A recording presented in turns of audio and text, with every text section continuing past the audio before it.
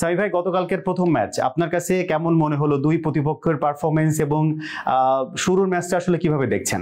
আমার কাছে পুরোপুরি ব্যক্তিগতভাবে মনে হয়েছে Hong Kong was not that much competitive, একেবারেই কম্পিটিটিভ ছিল না। তারা উপর্যুপরি ক্যাচ ড্রপ করেছে, তারা প্ল্যানলেস বোলিং করেছে। সবচেয়ে উল্লেখযোগ্য ব্যাপারটা হচ্ছে হংকং এর বোলিং অ্যাটাকটা যদি আপনি চিন্তা করেন, তাহলে সেক্ষেত্রে তাদের পেস বোলারদের বলের গতি 120-এর বেশি না, তাদের স্পিনারদের বলের গতি 70, 72, 75 কিলোমিটারের বেশি না। So this is very disappointing to see Hong Kong performing like this. আমার কাছে মনে হয়েছে যে if it was Nepal they could have been more competitive, যেটা হংকংকে আমার কাছে একেবারেই কম্পিটিটিভ মনে হয় নাই। উল্টো বিষয়টা এরকম না যে আপনি আফগানিস্তানের ব্যাটিং খুব বেশি ভালো হয়েছে।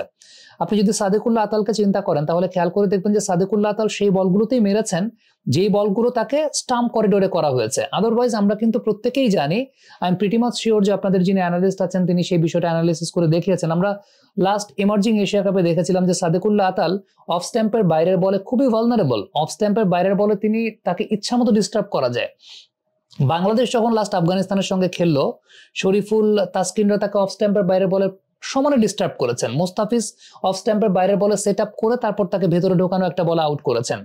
সো সাদেকুল্লাহ আতালকে তারা ওই ডিস্টারবেন্সটা দিতে পারে নাই। উল্টা সাদেকুল্লাহ আতালকে প্রথমে আপনি খেয়াল করে দেখবেন যে অফ স্ট্যাম্পের বাইরে একটা বল করা হয়েছিল, ক্যাচ দিয়েছেন, ক্যাচ ছেড়ে দিয়েছেন।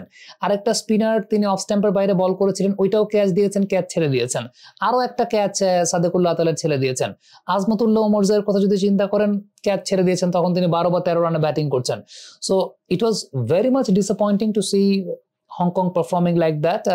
We would have expected lot of competition, a bit more competition from Hong Kong। বিশেষ করে ব্যাটিং এ তো একেবারে তারা দাঁড়াতে পারেনি।